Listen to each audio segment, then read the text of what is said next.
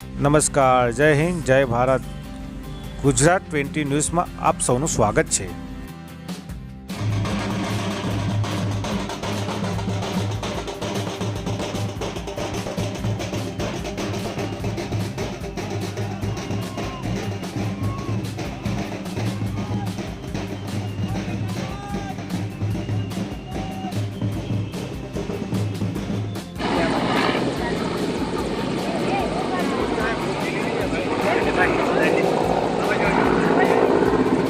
આજરોજ દાહોદ ખાતે વડાપ્રધાન શ્રી નરેન્દ્ર મોદીએ ગુજરાતના દાહોદ ખાતે 24,000 કરોડથી વધુના વિવિધ વિકાસ પ્રકલ્પનું લોકાર્પણ અને શિલાન્યાસ કરી દાહોદની ઇલેક્ટ્રિક લોકોમોટિવ ફેક્ટરીમાંથી નિર્મિત આધુનિક ટેકનોલોજીથી સજ્જ સંપૂર્ણ સ્વદેશી 9,000 હોર્સપાવરનું ઇલેક્ટ્રિક લોકોમોટિવ એન્જિન લીલી ઝંડી આપીને પ્રસ્થાન કરાવ્યું હતું.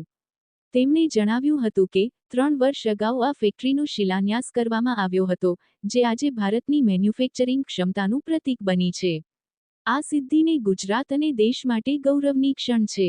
આ પરિપ્રેક્ષ્યમાં શ્રી નરેન્દ્રભાઈ મોદીએ જણાવ્યું કે આજે ભારતમાંથી સ્માર્ટફોનથી લઈને કાર, રમકડાં, સેના માટેના શસ્ત્રો, દવાઓ જેવી અનેક વસ્તુઓની નિકાસ થઈ રહી છે. એટલું જ નહીં, આજે ભારત રેલવે, મેટ્રો અને એ માટેની ટેકનોલોજી પણ પોતે જ બનાવે છે અને દુનિયામાં નિકાસ કરે છે. દાહોદ એનું જીવંત ઉદાહરણ છે. દાહોદની ઇલેક્ટ્રિક લોકોમોટિવ ફેક્ટરીમાં બનેલું 9,000 હોર્સપાવર ધરાવતું આ એન્જિન એ માત્ર દાહોદનું નહીં, પરંતુ ભારતની મેન્યુફેક્ચરિંગ ક્ષમતા અને ટેકનોલોજીનો પરિચય આપે છે. આવનારા સમયમાં દાહોદમાંથી દર 2 દિવસે એક એન્જિન તૈયાર થતું હશે, એ દિવસો હવે દૂર નથી. આ ફેક્ટરીથી સ્થાનિક યુવાઓને રોજગાર મળશે, નાના ઉદ્યોગો ઊભા થશે, સ્પેર પાર્ટ્સના કારખાના શરૂ થશે, ખેડૂત હોય, પશુપાલક હોય કે દુકાનદાર, દરેક વર્ગને આનો લાભ મળશે. વડાપ્રધાનશ્રીએ ગુજરાતના 100% રેલ નેટવર્કના વિદ્યુતીકરણની ઐતિહાસિક સિદ્ધિ બદલ અભિનંદન આપતા ઉલ્લેખ કર્યો હતો કે છેલ્લા દાયકામાં ભારતે રેલવે ક્ષેત્રે અભૂતપૂર્વ પ્રગતિ હાંસલ કરી છે, જેમાં વંદે ભારત ટ્રેનો, મેટ્રો સેવાઓનો વિસ્તાર અને અદ્યતન ટેકનોલોજીનો સમાવેશ થાય છે.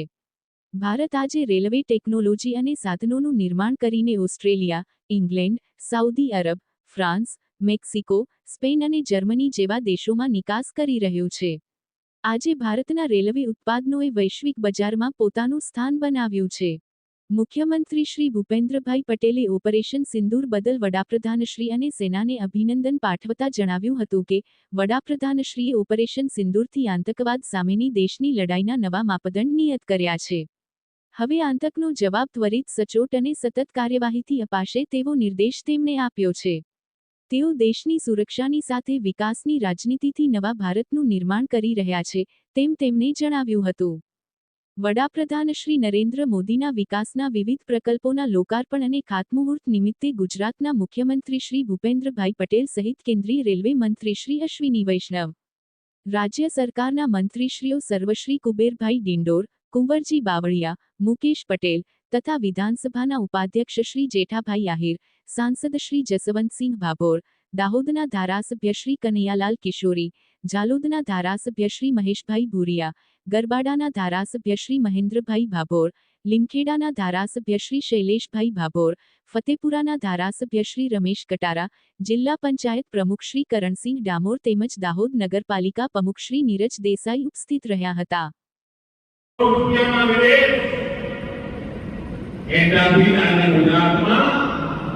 સૈનિક કંડક્ટરના પાવન બની રહ્યા છે.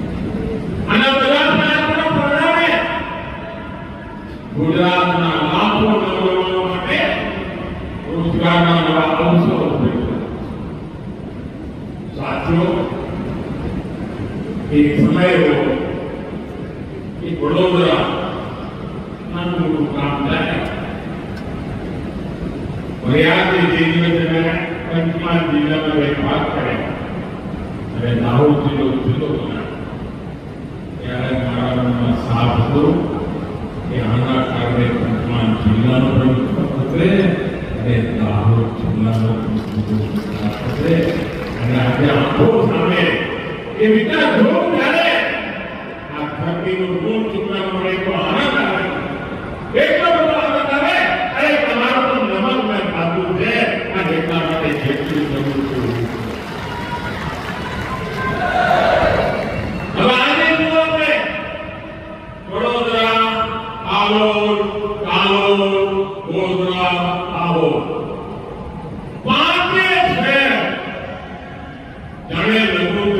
વાયર આખી જાત જાતના બધા અને હાઈટેક ચીજો મામૂલી નહીં અને આખો પટ્ટો મારા આદિવાસી ભાઈબંધો વડોદરા છોડો જે આવો આવો ત્યાં સુધી મધ્યપ્રદેશ ત્યાં સુધી આજે વડોદરામાં વિમાન હવાઈ જહાજ એ બનાવવાનું કામ કઈ ગતિથી થાય થોડા મહિના પહેલા